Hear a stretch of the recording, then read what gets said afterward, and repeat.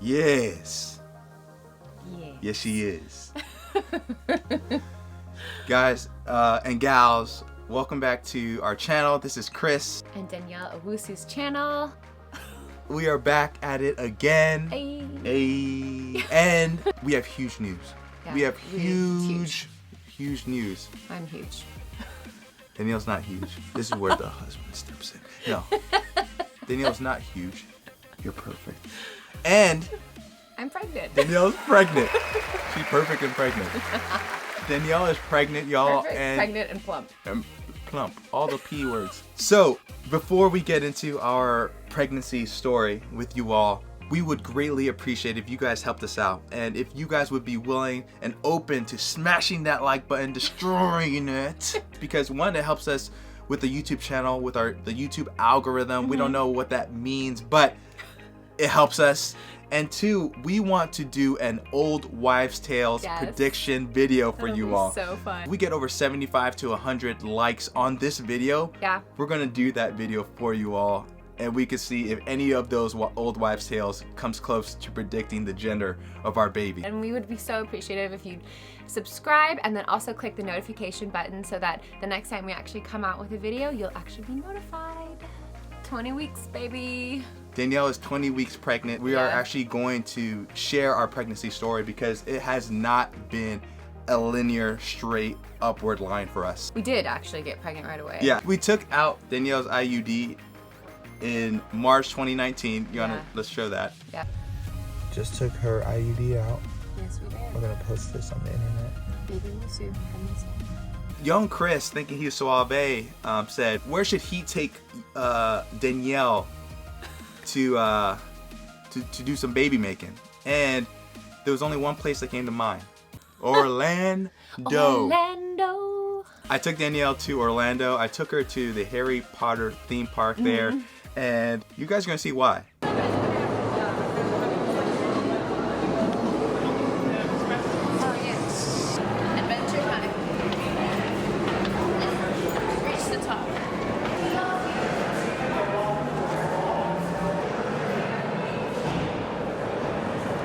About to go on the Hogwarts Express. I cannot express to you how excited I am. We're going to the other park, guys.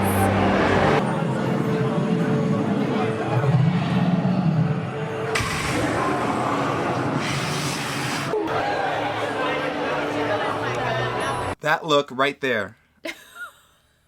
That look right there, y'all, is the reason why I took Danielle to Harry Potter and the Wizarding World, baby. Pure joy. It was the best.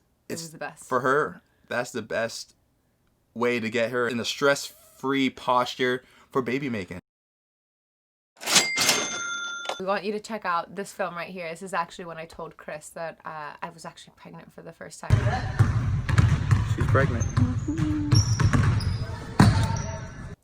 That was what I thought was going to be the first step in having a baby in 2019. Yep. I figured this was going to be pretty simple. We actually found out in one of the most bizarre places that Danielle was starting to miscarry. Yeah, we actually were serving on Sunday at church and we were up on platform talking and I had started bleeding. That was concerning. We were concerned about it. I actually let Chris know. From that point, we just didn't really know what to expect. We still thought we were definitely going to have a baby in 2019. I wasn't aware, and this is one of the things that we'll share with you guys at the end, I just wasn't aware that these types of things happened. Yeah. And I don't know if any of you have felt that way or if any of you are going through infertility. This is vulnerable for me. Infertility issues, miscarriages. We just weren't aware that those things happened and that they were so common. I think the statistic is 1 out of 4 pregnancies end in miscarriage. And if you think about how hard it is to get pregnant, it is very common for it to be a difficult process to get pregnant. Especially with how I think we really took as like, oh, we're healthy, like we work out, we eat well, we have a great lifestyle of when it comes to that. So like we take care of ourselves. Like why wouldn't it be easy for us to get pregnant? So it didn't even occur really that was like that this could happen to us. Yeah. We just didn't think. So when Danielle told me that she was bleeding in church, I was like, there's no way you could be miscarrying in church. Danielle actually miscarried The very next day. the very next day. Yeah, we called the doctor right after church that day, and then they said, I'll never forget this. They said, if you're miscarrying, there's nothing we can do about it. So I said, can you at least get us in to see the doctor the next day? And they did. And it was actually in the doctor's office in the bathroom that I actually like fully miscarried.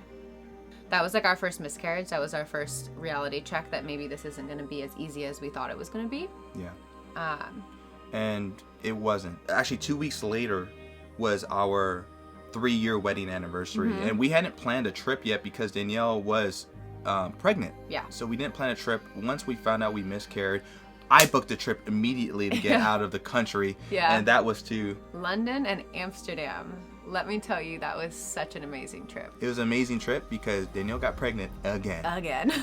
And we came back, Danielle miscarried again, and this time it was a chemical pregnancy. Our doctor, who's incredible, suggested that we can wait a month, we can wait a couple months, or we can start again. There's no evidence that trying immediately after miscarrying produces another miscarriage. Yeah. So for us, we decided to go after it again, and we got pregnant again. We're like, third time's the charm.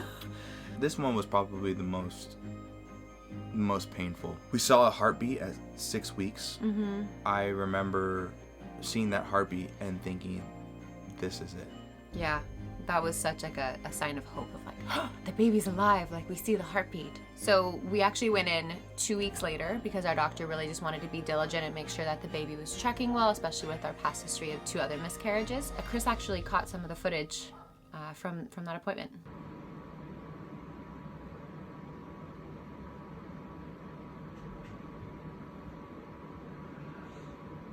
No, this is not what So right there, our doctor was delivering some pretty tough news, that the heartbeat was gone, and that we were miscarrying again. Yeah.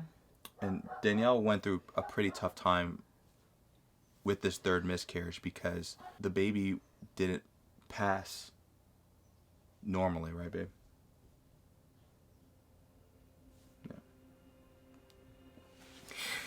Yeah, this one I had to get a D&C for on December 12th. And I had actually postponed it. And I had gone in for several other ultrasounds just to make sure that the baby was gone.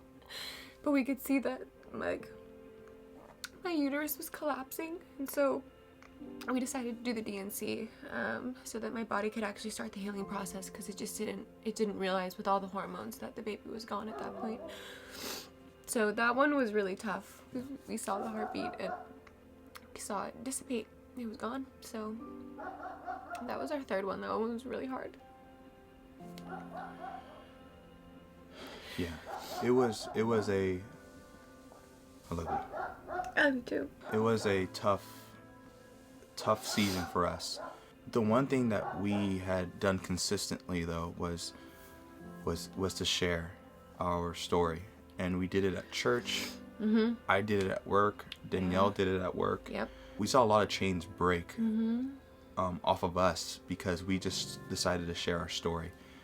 And this is why we wanted to share with you all, because we don't know what you're going through, whether it's miscarriages, infertility issues, or adversity in life, challenges in life.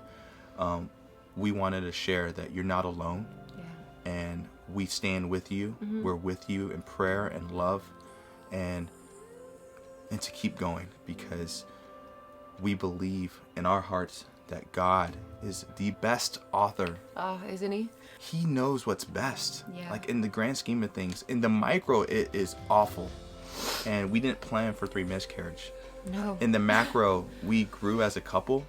In the macro, I believe I became more patient, more compassionate, more empathetic, which I would never have guessed for myself. Like, growing up playing football, you don't share and you don't become vulnerable. You those things you hide inside. For us to go through these miscarriages, it opened up a door that I walked through and that we walked through together, Yeah. which was to grow as a couple to grow in our love for each other, to grow in our patience, to grow in understanding. Yeah. And just our trust of God. Because again, we would have never thought that, oh, this it wouldn't happen to us. Like, why would it happen to us? But it's so amazing to know that we have a God who loves us and who's in it with us and closer to us than our next breath. And we also want to tell you that some of you may not believe in God, and we love you.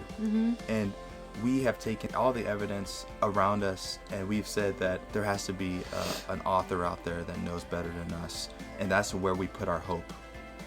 And that's where we derive our hope from, is knowing that God loves us and He knows us, and He sets out our path in a way that's best for us. And that includes our miscarriages. That includes the challenges in life.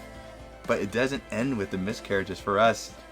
We found out 20 weeks ago. We found out in March of 2020, so a year after to the month that we had actually started trying. Like, that's insane. We found out that we were pregnant again for the 4th time. This time was a little bit different in terms of, like, our doctor had us on progesterone. We were tracking everything. Yeah. Everything that started with an O, everything that started with an E, I don't know, the P's, everything that we could track in Danielle's body, we were tracking. Yeah. And we just put it out there. We just said, here we go. We're going to try again and see what happens. And this time, we are expecting. The stress level wasn't there. Like, I wasn't as hard on myself. I just felt so much more confident in what God was going to do. Like, if this is our baby, this is it. And it's not on me of whether or not it succeeds or not. It's literally like, it's what He wants. And so that releasing of pressure on myself of, like, you know, this is a part of my identity. Can I have a baby? Can I not? Like, God took that from me and He carried that weight. And it's been just so freeing. This entire pregnancy for me. It changed so much from the first 3 that we had. And you've just been so kind and so sweet and so grace-filled. I love you. That means there was a past where I wasn't those things. The sacrifice that she's made, she literally went to the extreme of everything that you could possibly think of. No coffee. She stopped working out. And look how incredible she looks. She stopped working out. She stopped doing all these things that she loved to do just so that we could have a baby. And that's how I know she's going to be an incredible mom. It's going to be fun. And we're so thankful for all of you tuning in, listening to our story, because we believe in the power of story. We believe in the power of vulnerability. We believe that if you go out there and share your challenges, share your adversity, you're going to break chains off of yourself, but also you might be the breakthrough for someone else. So go out, share your story, be vulnerable. We've learned that during our miscarriages, when we were vulnerable, people prayed with us, people loved on us. We saw a lot of community building during this time. Yeah. And we saw a lot of building with each other. Yep. That vulnerability, like inside the marriage, inside our relationship, and then externally as well. So that is our 2020 update so far, our baby journey of baby Woo growing in my tummy. We're so grateful for all of you walking this out with us, listening to our story and our journey, and we hope that it blesses you in some way as well. We love you so much. Thank and you so blessings. much.